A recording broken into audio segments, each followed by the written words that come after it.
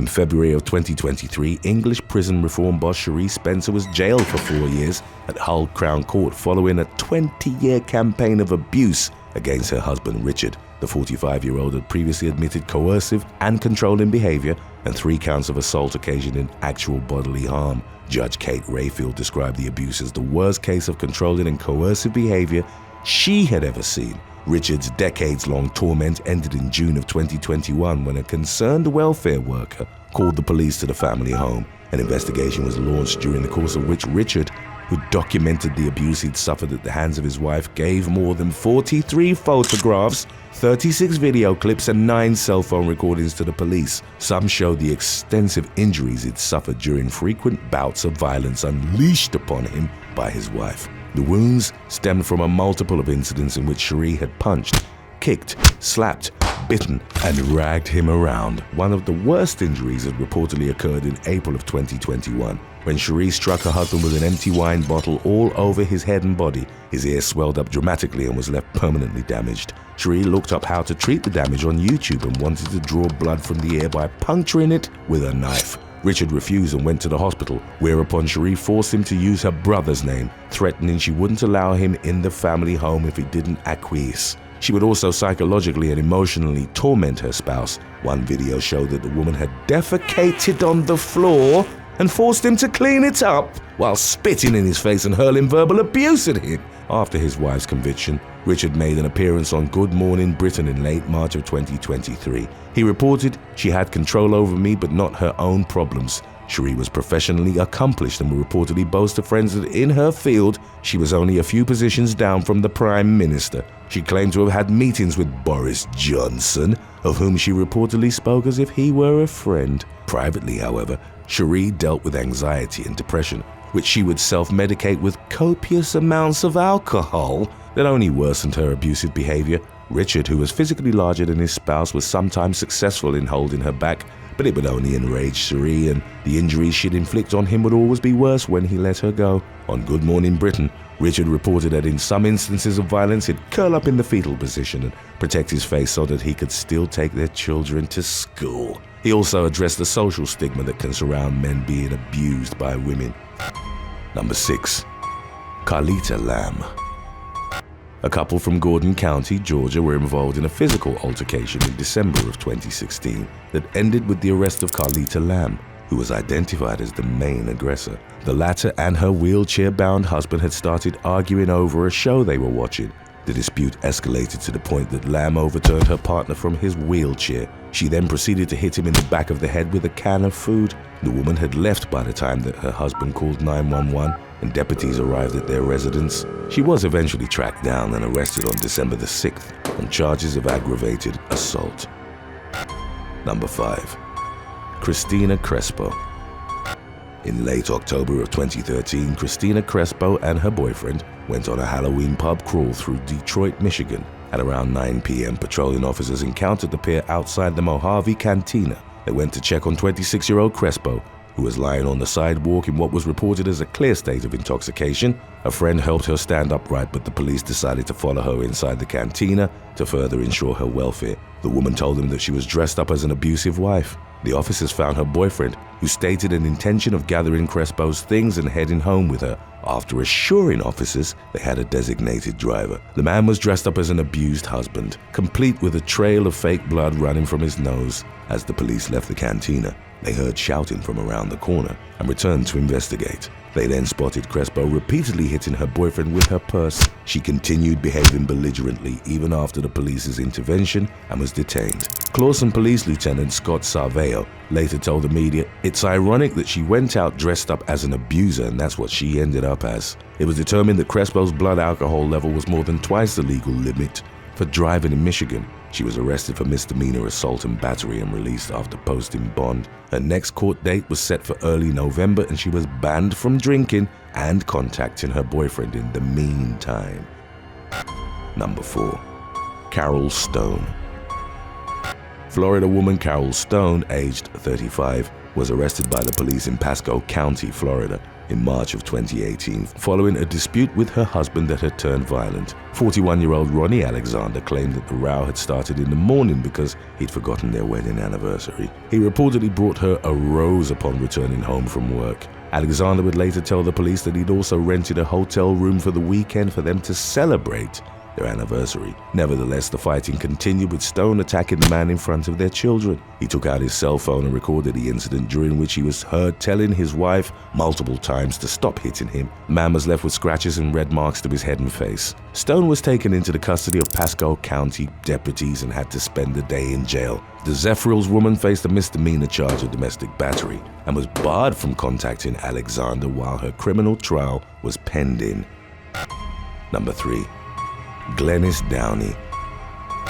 In October of 2022, after nearly 3 hours of deliberation at Portsmouth Crown Court, Englishwoman Glennis Downey was jailed for 2 years and handed an indefinite restraining order for what was deemed as a cruel and wicked campaign of domestic abuse against her husband. The 67-year-old man, who wasn't named, had reported her to the police in September of 2021 after repeated episodes of physical and psychological violence, particularly in the last 2 years of a marriage lasting nearly 4 decades. The court was told that Downey had systematically degraded and humiliated her spouse in what was reported as a relationship of utter dominance. Downey reportedly forbade him to see his family or friends, frequently pulled his hair as a way of controlling him, and made him feel subhuman over his cleanliness. The man said he lived in constant fear of her outbursts that would allegedly entail Downey hitting him in the face or poking him with knives. The woman was charged with controlling and coercive behavior, which she adamantly denied and went to trial. Her husband's harrowing story was corroborated by the couple's daughters, both of whom testified against Downey. In the verdict's aftermath, police staff investigator Laura Cummins described the victim as an incredibly strong individual and commended him for stepping forward to report the abuse. Number 2. Veronica Vizcaya. The authorities in Kearns, Utah, were called to the home shared by 30-year-old Veronica Vizcaya and her husband Carlos Vizcaya Corona on March the 11th of 2020. 33-year-old Carlos was found unconscious and he passed away shortly thereafter. Veronica told investigators that the man had a serious problem with alcohol, for which he'd been hospitalized 4 months prior, an aspect that was subsequently confirmed. Carlos's body exhibited injuries that were in the process of healing on his back, chest, and face. Veronica claimed he'd sustained the bruises after getting into a fight at work a few weeks before his death. Carlos's passing was initially investigated as being alcohol-related. A coroner then told the police that while the man did have significant health issues from alcohol consumption, his death had been the result of blunt force trauma. He'd suffered a ruptured spleen that had failed to properly heal because of the extensive tissue damage. Veronica's initial reports that he'd been involved in a physical altercation were disputed by Carlos's sister and by several of his co-workers. Witnesses informed the police that on February the 27th, Veronica had beaten her husband with a heavy object, which was either a staple gun, a nail gun, or both. The police found several of the items used in the alleged attack after obtaining a search warrant for the couple's home. Veronica was arrested and charged with murder. The woman had a history of violent behavior both domestically and beyond. In January of that same year, she'd been charged with criminal mischief and 2 counts of domestic violence after she'd thrown a glass cup at Carlos and his daughter. In October of the previous year, she'd pleaded guilty to attacking another woman and was also charged with retaliation against a witness in that case. If you missed our previous release on When Evil Women Go Wrong, then that's coming right up for you after number 1. Stay tuned if you'd like. Number 1. Lizeth Guadalupe Ramirez. On April the 9th of 2019, a Texas woman was arrested for attacking her husband after he'd failed to compliment her. 20-year-old Lizeth Guadalupe Ramirez and her partner were at the movies when she sought affirmation from him. Ramirez reportedly asked the man if she was pretty, but he didn't answer, which upset her, and a confrontation ensued. It would later emerge that the man simply hadn't heard her. The couple left the theater to avoid making a scene. On the ride home, however, Ramirez allegedly hit her husband several times. Upon returning to their Webb County residence, she continued striking him and even attacked a relative who tried to intervene. Local law enforcement was called to the address. As reported by the Laredo Morning Times, Ramirez denied instigating the fight as well as being its main aggressor. She told investigators that she'd acted in self-defense after her husband had reportedly tried to strangle her. The evidence and witness reports didn't back her claim. According to Webb County jail records, the young woman was arrested and charged with 2 counts of assault and family violence. Number 7. Berenice Alanis. In 2003, Mexican businessman Jacobo Quesada became romantically involved with his housekeeper, Berenice Alanis, whom he would later marry. The pair lived peacefully with Quesada's 2 children for the better part of 20 years, until things eventually turned sour. Alanis allegedly had an affair which prompted her wealthy husband to remove her from his will. The woman then devised a plot to eliminate Quesada and his adult children in order to gain access to his fortune, valued at approximately $19.5 million. On the night of April the 5th of 2019, Alanis arrived at the family-owned gym in Mexico City to meet her husband and stepchildren. Shortly thereafter, an armed man entered the premises and gunned down Alanis' family. It didn't take long for local authorities to conclude that the now widowed woman had not only been involved in the triple homicide, but had actually been the murder plot's mastermind. She was taken into custody on 3 counts of aggravated homicide. A judge subsequently ordered her conditional release, but Alanis took advantage of her freedom and went on the run. The so-called Black Widow's flight from justice lasted for about the next 3 years. Then, in the summer of 2022, Alanis was spotted at an exclusive resort in Acapulco. She was arrested in the resort's luxury hotel, bringing her time on the run from the authorities to an end. As of the case's latest updates, the man responsible for carrying out the deadly shooting at the family gym was still at large. Number 6. Roberta Williams. An Australian reality TV producer was savagely beaten in July of 2019 after a woman with whom he'd entered a business partnership suspected him of scamming her. The victim, 36-year-old Ryan Naumenko, reportedly came up with an idea for a reality television series akin to VH1's Mob Wives that would center on Roberta Williams. The latter had been widowed back in 2010 after her husband, infamous criminal Carl Williams, was murdered by a fellow inmate at Barwon Prison as part of the Melbourne gangland killings. Roberta was initially receptive to Naumenko's pitch for the reality show. A couple of months later, however, she grew suspicious of the producer after he'd begun dodging payment requests from Daniel De Silva, the owner of the video production company hired to edit the footage. Enraged by the notion that Naumenko might be trying to bilk her out of the money she was owed,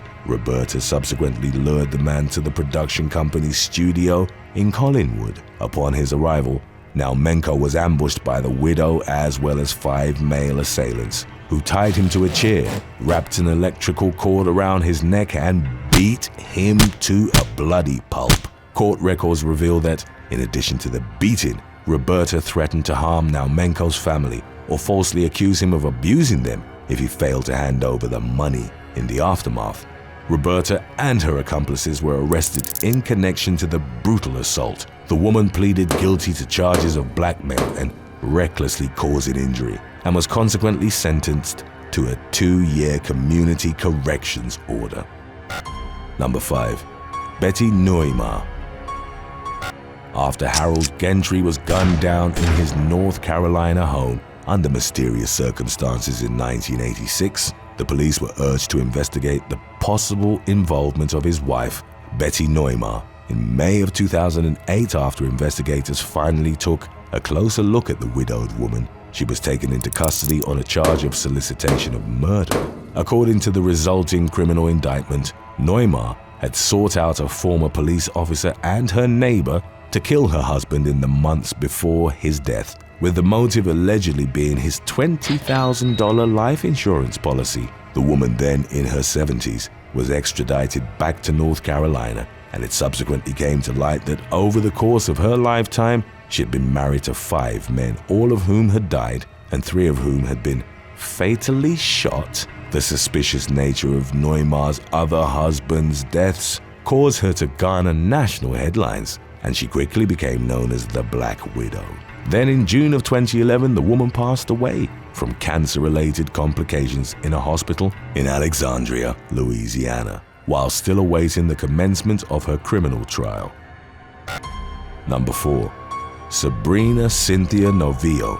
On July the 20th of 2020, police in the Argentinian city of Quilmes arrested Sabrina Cynthia Novio at a clandestine party being held despite the stringent pandemic-related restrictions in place at the time. It subsequently emerged that the 36-year-old woman was a wanted member of a crew of so-called Black Widows who were accused of drugging and robbing 5 wealthy businessmen between 2018 and 2020. The other women alleged to have participated in the predatory scheme were Novio's sister and sister-in-law, as well as a 17-year-old accomplice named Pamela Sosa. The crew reportedly carried out its final robbery on May the 25th of 2020, when Novio and Sosa accompanied an unidentified man they'd met on WhatsApp back to his apartment.